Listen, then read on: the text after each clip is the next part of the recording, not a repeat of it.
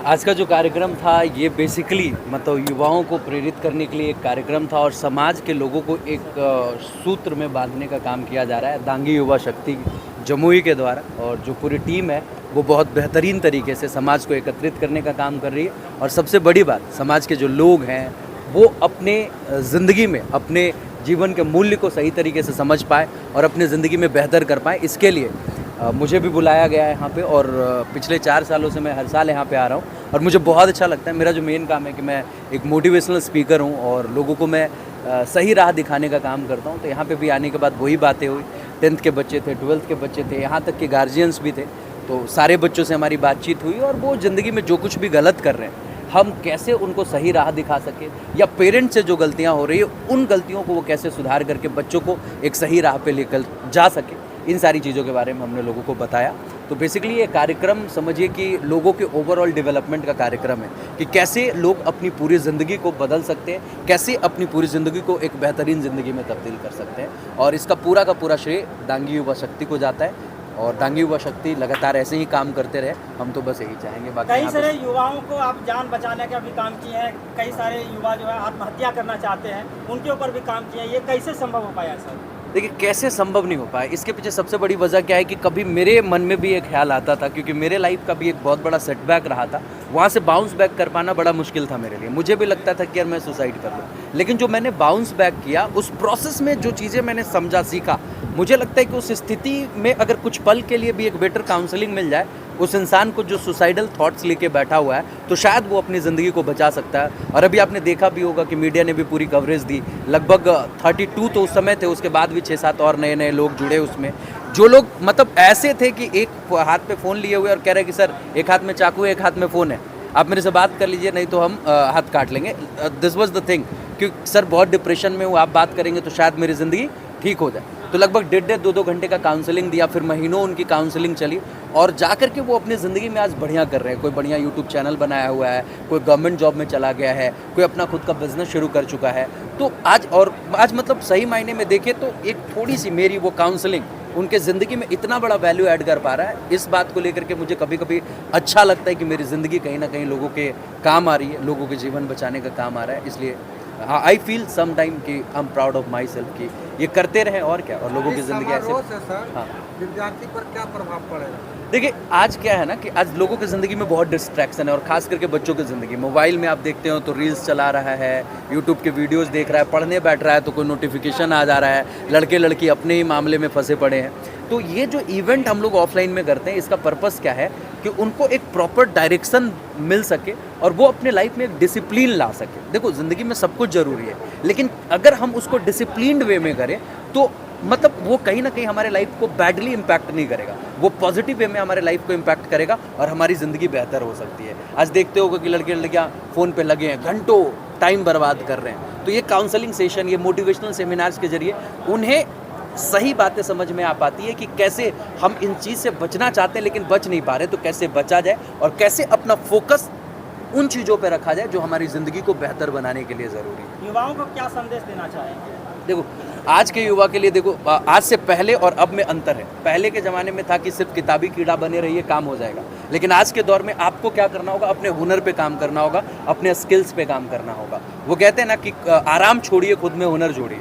लोग कहते हैं कि सर हमको कुछ एक्स्ट्रा करने के लिए टाइम नहीं है। मैं उन्हें कहता हूँ सुबह उठने से लेकर रात तक का अपना डेली शेड्यूल बनाओ और ये 5 दिन करो। 6ठे दिन अपने आप आपको लगने लग जाएगा कि 4 से 5 घंटे आप कहाँ बर्बाद करते हो, रील्स देखने में बर्बाद कर रहे हो, फालतू लोगों से फ़ोन पे बात करने में बर्बाद कर रहे हो, ऐसे ही बकवास की गॉसिप करने में बर्बाद कर रहे हो अपना। तो वहाँ से कुछ वक्त निकालिए। मैं तो छोटी छोटी चीज़ें याद दिलाता हूँ। नहाने जा रहे हो तो आधे घंटे पहले से कपड़ा खोल के मतलब इंतज़ार कर रहे हो कि अब नहाने जाएंगे। मतलब जब प्रोएक्टिव होइए ना, आपको काम करना है तो फटाक से उठिए और काम कीजिए। इतना इंतज़ार किस चीज़ का कर रहे हो? तो ये जो छोटे छोटे वक्त आप अलग अलग जगहों पे बर्बाद कर रहे हो, वहाँ से अगर 2-3 घंटे भी आप निकाल पाते हो तो उस 2-3 घंटे का इस्तेमाल करके आप यकीन मानिए कि आप अपने अंदर कुछ ऐसे हुनर जोड़ सकते हो, ऐसे स्किल्स जोड़ सकते हो कि आप पढ़ाई के साथ साथ अच्छी कमाई भी कर सकते हो। आपकी समझ भी बहुत अच्छे तरीके से डेवलप हो सकती है और इस प्रोसेस में बहुत सारे स्कैम्स हो रहे हैं, फ्रॉड्स हो रहे हैं, उन सारी चीज़ों से भी बच सकते हो क्योंकि आपके पास प्रॉपर नॉलेज होगा, क्लैरिटी होगी, तो आप सच में अपनी ज़िंदगी को बेहतर बना जिस पाओगे। तरह रील का बात कर रहे हैं सर, हाँ। तो कहीं ना कहीं छात्र ही प्रेम प्रसंग के मामले में पड़ जाते हैं। हाँ। तो प्रेम प्रसंग के मामले में पढ़ना बुरा नहीं है, लेकिन प्रेम प्रसंग में पढ़ करके अपनी पूरी ज़िंदगी खराब कर लेना बुरा है। इसीलिए तो इस तरीके के इवेंट्स हम लोग ऑर्गेनाइज करते हैं और उनको रास्ता दिखाते हैं कि कैसे इस तरीके की चीज़ों से आप बाहर निकल सकते हो। प्रेम बुरा नहीं है, लेकिन जो टाइमिंग आपकी है प्रेम करने की, क्योंकि आज के दौर में अगर सही मायने में देखोगे तो प्रेम वो प्रेम नहीं रह गया। आज सेक्सुअल लस्ट है लोगों को कि हम आपसे मिलेंगे और कैसे आपको बिस्तर तक लेके जाना है, इसका पूरा प्रोसेस वो अपना रहा होता है और कुछ नहीं कर रहा होता है। आप यकीन मानिए, लोगों से मिलिएगा, छोटे छोटे बच्चे 11-12 के बच्चों के दिमाग में भी यही सारी बातें चल रही है। कहाँ से आ रही है ये सारी बातें? यही रील्स, यूट्यूब, इंस्टाग्राम से आ रही हैं। तो ये सेशंस ऑर्गेनाइज करने का मकसद ही यही है कि हम आपको प्रॉपर गाइड कर सके, प्रॉपर मेंटरिंग दे सके कि भाई साहब इन सारी चीज़ों से कैसे बच सकते हो, और अगर आपके अंदर इस तरीके के ख्वाब पनप भी रहे, इस तरीके की बातें पनप भी रही हैं, तो इसको हम कैसे हैंडल करें और अपने आप को बेहतर बनाएं। कहीं ना कहीं सर आपका कहना है कि प्रेम नहीं है, ये हवस का शिकार है। मानिए बिल्कुल, क्योंकि आज इंस्टाग्राम रील्स, यूट्यूब के शॉर्ट्स, इन सारी चीज़ों को देख करके जो देख रहा है वही तो वो अपनी ज़िंदगी में लाना चाहता है ना। पहले के ज़माने में जो फिल्में भी बनती थी, वो प्रेम को दिखाया जाता था कि सालों साल नहीं मिल रहा है, लेकिन फिर भी उसके लिए फीलिंग्स है। आज क्या हो रहा है कि एक नज़र में टकराए और अगले दिन कहीं किसी होटल में मिल रहे हैं लोग। तो वो जो चीज़ देख रहा है वही तो अपनी ज़िंदगी में उतारेगा, वो नया क्या करेगा? तो वही चीज़ वो करने की कोशिश करता है। जो देख रहा है वो इम्बाइब कर रहा है, इमिटेट कर रहा है वो।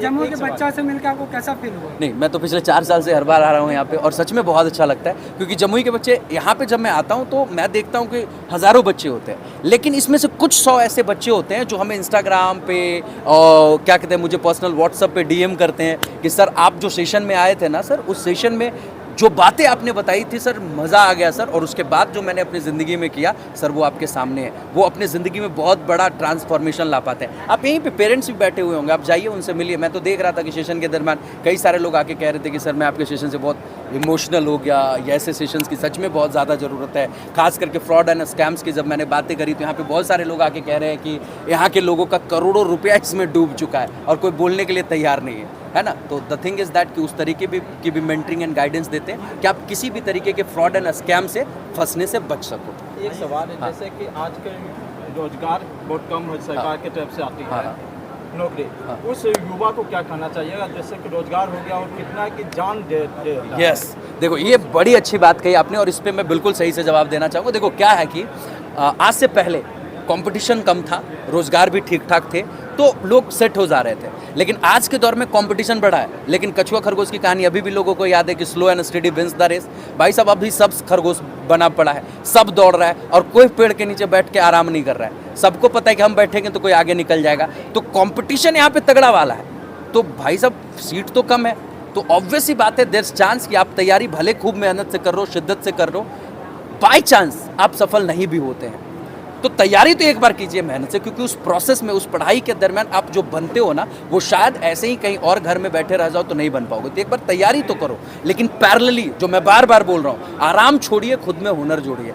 आज आपको पैरेलली एक और ऐसी चीज़ अपने साथ लेकर के चलनी होंगी जिसमें खास करके कुछ स्किल्स, जो मुझे लगता है कि आज अगर बच्चा अच्छा बोलना सीख ले, कम्युनिकेशन स्किल्स सीख ले, और साथ ही साथ कुछ डिजिटल स्किल सीख ले, जैसे डिजिटल मार्केटिंग टाइप ऑफ चीज़ें सीख ले, इंग्लिश में अच्छी कम्युनिकेशन सीख ले। आपको पता है आज बच्चा अगर अंग्रेजी में सिर्फ बात करना सीख लेगा तो 15-20-30 हज़ार रुपये की नौकरी नॉर्मल फ्रेशर्स को मिलती है। अगर वो थोड़ी सी इंग्लिश का लेवल और बढ़ा दे तो 40-45 हज़ार रुपये का इंटरनेशनल कॉल सेंटर में उसको नौकरी मिल जाता है। तो ऐसा नहीं है कि वो बेरोजगार रहेगा, लेकिन प्रॉब्लम यहाँ पे है कि वो math, reasoning, physics, chemistry, biology इसी में अटका पड़ा रह गया।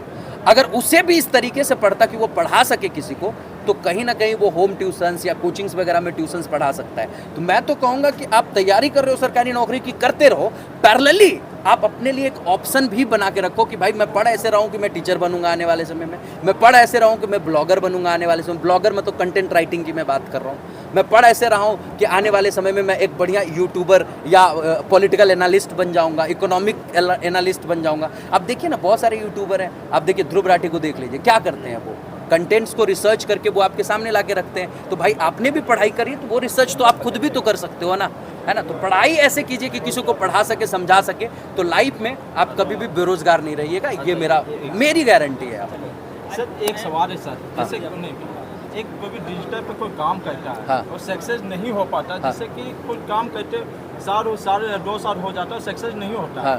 तो उसमें युवा को कभी कभी लगता है कि हमसे कभी गलत हो रहा है, तो उसमें हाँ। क्या करिए? देखो सबसे बड़ी बात क्या है ना कि आज एक ट्रेंड आ गया है कि डिजिटली हमको आके कुछ करना है। आप लोग भी यहाँ पे हैं, माइक लिए, कैमरा लिए, आपने अपनी वीडियो बनानी शुरू कर दी। कुछ लोगों के वीडियोज़ पे बहुत अच्छी व्यूज़ आ रही है, कुछ लोगों के वीडियोज़ पे शायद नहीं जाएगी, यही होगा।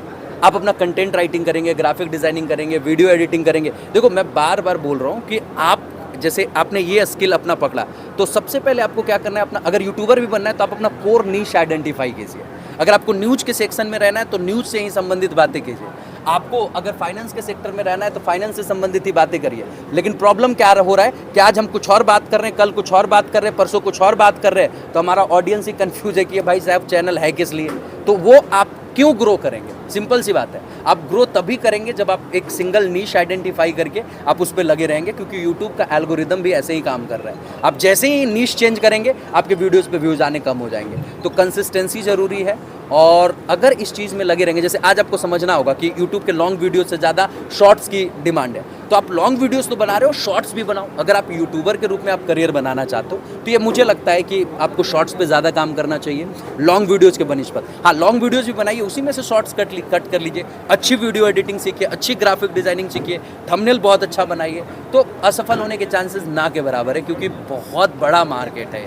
कैसे असफल हो जाएगा लोग यहाँ पे। और मैं इंग्लिश लैंग्वेज कोच भी हूँ, हमारी खुद की ब्रांड इंग्लिशियो है। इंग्लिशियो नाम से ही आपको पता चल रहा होगा कि ये इंग्लिश लैंग्वेज सिखाने की कोई प्लेटफॉर्म है, और ये बिहार के बच्चों, जब मैं ऑफलाइन कोचिंग पढ़ाता तो बच्चे आते थे, सर मैथवा तो पढ़ लिए, इंग्लिशियो सिखा दीजिए। तो उसी इंग्लिशियो को मैंने ब्रांड नेम के रूप में रख लिया कि भाई साहब एक कनेक्शन फील हो सके, और बच्चे जब हमसे पढ़ने आए कि इंग्लिशियो सिखा दी, तो इंग्लिशियो ही ज्वाइन कर लो, सिखा देंगे हम आपको। बिहार में आपको पता है 10th में अंग्रेजी पढ़ना जरूरी नहीं है, आपको मालूम है कि नहीं? कोई कंपलसरी नहीं, आप फेल हो गए तो कोई फ़र्क नहीं पड़ता, फेल हो जाइए, बताइए। और 12th में जाइएगा तो सीधे 150 नंबर, अब तो 100 नंबर हो गया, लेकिन सीधे 150 नंबर का हुआ करता था। ये इनजस्टिस क्यों? जब 10th में आप कंपलसरी नहीं रखे तो फिर भाई कॉम्पिटिटिव एग्जाम्स में भी मत पूछिए। हम तो गवर्नमेंट से अपील करेंगे कि भाई साहब जो लोग भी इस वीडियो को देख रहे हैं, अगर आप तक मेरी आवाज़ जा रही है तो हम चाहेंगे कि 10th में भी जितनी जल्दी हो सके बिहार बोर्ड में इंग्लिश को कंपलसरी कीजिए, ताकि बच्चा वहीं से पढ़ना शुरू कर सके। आपको नहीं लगता कि इंग्लिश आज के डेट में सबसे ज़्यादा ज़रूरी सब्जेक्ट हो चुका है, विषय हो चुका है? Don't you feel like this? आज सब कहेंगे हम तो भाई मातृभाषा का झंडा उठा करके आप चल रहे हैं, लेकिन जो लोग भी मातृभाषा दिन रात कर रहे हैं, एक बार उनके बच्चों के बारे में पता करके देखिए कि वो कहाँ पढ़ रहे हैं। फॉरेन यूनिवर्सिटी से पढ़ाई कर रहे हैं, या ऐसे स्कूल कॉलेज से पढ़ाई कर रहे हैं जहाँ पे सिर्फ इंग्लिश में कम्युनिकेशन होती है। आप IIT का सपना दिखा रहे हैं लोगों को, IIM का सपना दिखा रहे हैं लोगों को, आप बड़े एम्स का सपना दिखा रहे हैं। वहाँ पे जब गेस्ट लेक्चर होते हैं, टीचर्स आके जो लेक्चर्स डिलीवर करते हैं, 90% लेक्चर इंग्लिश में होता है। बताइए, तो आपको क्या करना चाहिए?